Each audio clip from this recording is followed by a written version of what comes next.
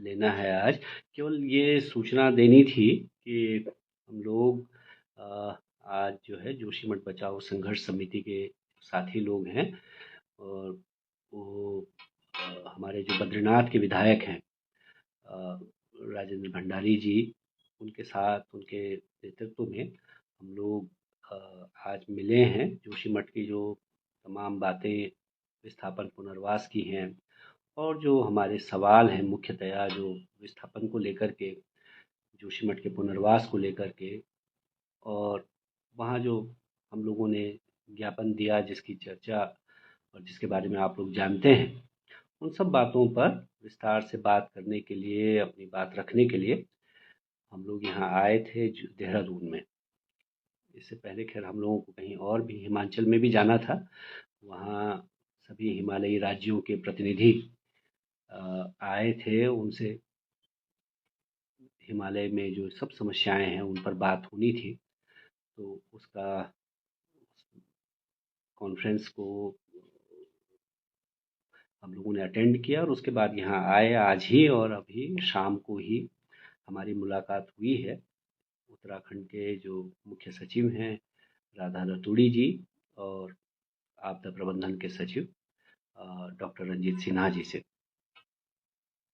तो राधा रतूड़ी जी से तो ज़्यादा देर की मुलाकात नहीं हुई है, 10 या 15 मिनट हम लोगों ने जो भी हमारा ज्ञापन है, जो भी बातें हैं, विस्तार से उनके सामने रखी हैं, और उन्होंने बहुत सकारात्मक तौर पर उसको लिया है।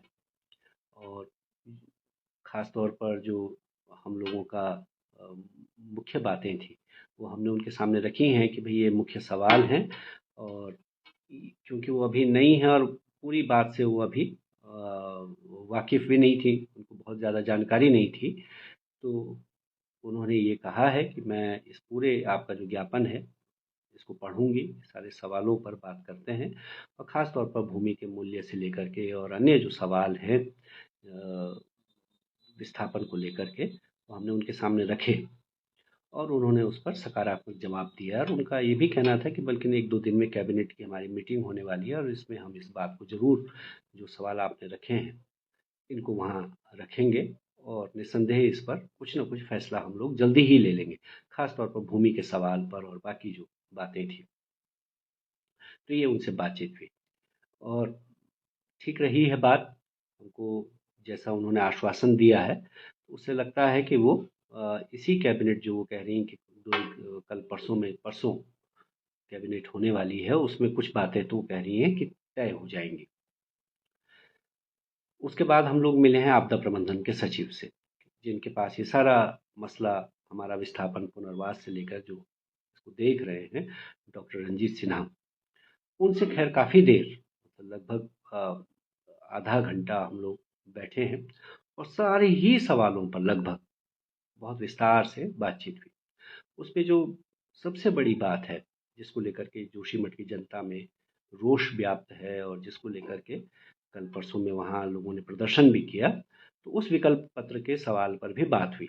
और उन्होंने कहा कि ठीक है, इस विकल्प पत्र को हम वापस लेते हैं, और नया विकल्प पत्र जो सुझाव हमने दिया था, हमने कहा कि उसमें बाकी चीज़ों पर भी, यानी कि लोगों के रोजी रोजगार, व्यवसाय, उनकी जो भूमि का सवाल, कृषि का सवाल, लोगों के जो वहाँ परंपरागत तौर पर अधिकार हैं, धार्मिक आस्था के केंद्र हैं, लोगों का जो जुड़ाव है, उन सबको भी उस विकल्प पत्र में शामिल किया जाए, और इन सब पर भी बात की जाए। तो उन्होंने कहा कि बिल्कुल ठीक है, ये हम आपकी बात स्वीकार करते हैं कि ये होना चाहिए, और उसी से जो है व्यापक तौर पर विस्थापन की नीति बन पाएगी। तो भले उनका ये कहना था कि जो बात आप कह रहे हैं व्यवसाय, रोजगार, इसको लेकर के भी हम लोगों ने सोचा था, और ये ठीक है कि वो उस विकल्प पत्र में नहीं आया, तो हम उस विकल्प पत्र को दोबारा से उसको जारी कर देंगे, और आप एसडीएम साहब के साथ बैठिए और आप इसको देख लीजिए। फिर एसडीएम साहब ने भी इस बात को अभी फ़ोन पर ये कहा है कि ठीक है, आपके साथ मिल कर के हम बैठते हैं और नया विकल्प पत्र एक बनाते हैं। तो हमने कहा ठीक है, इसमें तो हमें कोई दिक्कत नहीं है, क्योंकि उसी से फिर विस्थापन पुनर्वास का जो व्यापक सवाल है वो फिर हल हो पाएगा। तो ये एक मुख्य बात है जिस पर कल लोगों ने प्रदर्शन किया। दूसरी बात जो भूमि को लेकर के है, उस पर हमने बिल्कुल उनसे कहा कि गौचर के पास जो जगह है बमोत, उस पर कतई हम लोग जाने को तैयार नहीं। हम चाहते हैं कि जोशीमठ के आसपास ही विस्थापन पुनर्वास की जो व्यवस्था है वो की जाए। उन्होंने हमसे सुझाव मांगे कि कहाँ हो सकता है। तो हमने उनको जो हमने पहले भी विकल्प दिए थे, लेकिन बड़ा दुर्भाग्य है, जैसा उन्होंने हमसे कहा कि मुझ तक आज मेरे टेबल तक जो है आज तक ये विकल्प किसी ने रखे ही नहीं। जबकि हम जो है प्रशासन से, वहाँ के जिलाधिकारी, उप जिलाधिकारी से सारे विकल्प बहुत पहले जनवरी 2023 में ही रख चुके हैं। लेकिन जो उन्होंने हमसे कहा है कि मुझ तक ये बात पहुंची नहीं। और फिर हमने वो 3-4 विकल्प जो हमारे पास थे, जो हम पहले दे चुके हैं जोशीमठ के आसपास लोगों के विस्थापन पुनर्वास के, वो विकल्प हमने उनके सामने रखे। उन्होंने उसको नोट किया, नोट करवाया हमसे, लिखा, और उन्होंने कहा कि बिल्कुल ठीक है, इस पर हम बिल्कुल ये इसको कंसिडर करते हैं और भूमि दिखवाते हैं। और अगर आप कहते हैं कि ये सही विकल्प हैं लोगों के विस्थापन पुनर्वास के लिए, तो फिर इसी पे कर लेंगे हम लोग, कोई दिक्कत नहीं, बमोत की कोई बात नहीं होगी फिर। तो ये एक बड़ी मतलब सकारात्मक बात है ना, कि उन्होंने इसको स्वीकार किया है। और बल्कि उसके बाद ये हुआ कि जैसे हम मीटिंग से हम लोग बाहर आए हैं, उसके बमुश्किल 20 या 25 मिनट बाद जोशीमठ से ही हमको फ़ोन आ गया वहाँ के स्थानीय प्रशासन की तरफ से, और उन्होंने भी हमसे डिटेल मांगी कि जो आपने सचिव साहब को डिटेल दी है, थोड़ा उसके बारे में हमको भी बता दें कि कितनी भूमि वहाँ उपलब्ध है, कहाँ पर वो भूमि है, ये भी हमसे पूछा गया। तो इसका मतलब ये है कि जैसे ही हम सचिव साहब से मिल के आए हैं, उन्होंने उस बात को वहाँ कह दिया है और वो उस भूमि पर विचार होना शुरू हो गया है। इससे हम ये अर्थ इसका लगाते हैं। तो ये एक सही बात है कि जो जोशीमठ के लोग वहाँ से जाना नहीं चाहते, उसी के आसपास पिछले साल भर से हम जो कह रहे हैं हमारा विस्थापन पुनर्वास होना चाहिए, उन्होंने उस बात को कंसिडर किया है। तो ये एक बड़ी बात है।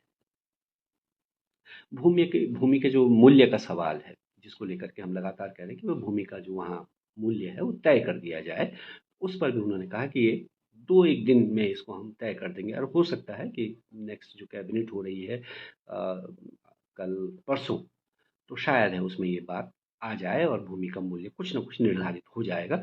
ये मुख्य सचिव ने भी इस बात को कहा है, आपदा प्रबंधन के सचिव ने भी इस बात को कहा है। तो ये मान लेना, ये मतलब हमको इसकी अपेक्षा रखनी चाहिए, ये उम्मीद करनी चाहिए कि ये हो पाए, हो जाएगा। अच्छा, फिर वो जो एक बड़ा सवाल था भाई, जो डेंजर ज़ोन में, यानी कि जो असुरक्षित क्षेत्र में हमारी भूमि है, उसका क्या होगा? तो उस पर भी उन्होंने क्लियर किया कि अगर कोई उस भूमि को देना चाहता है, तो वो दे सकता है, और जो रखना चाहता है, उसको रख सकता है। बल्कि जो हमारी जिस पर हमारा घर बना हुआ है, उस भूमि के बारे में भी उन्होंने कहा कि इस पर भी दोनों बातें हो सकती हैं।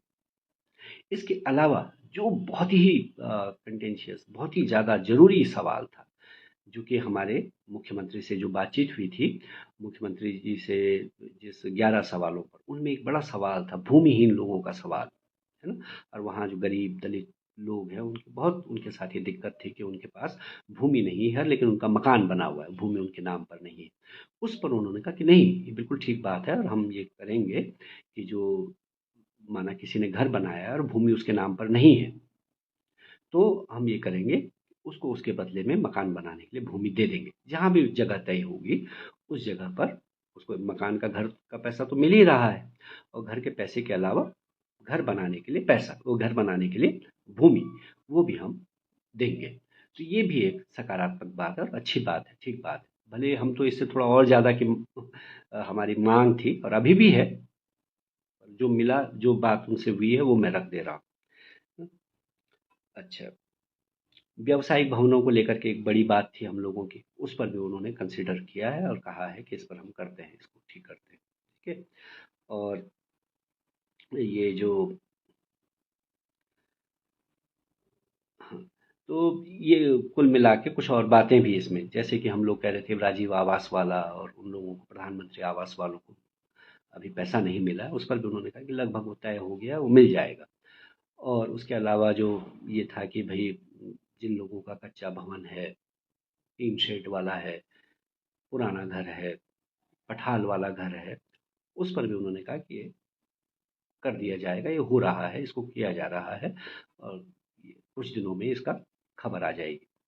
तो इस तरह से जो मुख्य सवाल हम लोगों के थे उस पर बात हुई है, सकारात्मक बात हुई है और हमें ये अपेक्षा है, हमारी ऐसी उम्मीद है कि ये जल्दी ही इन पर कुछ हो जाएगा।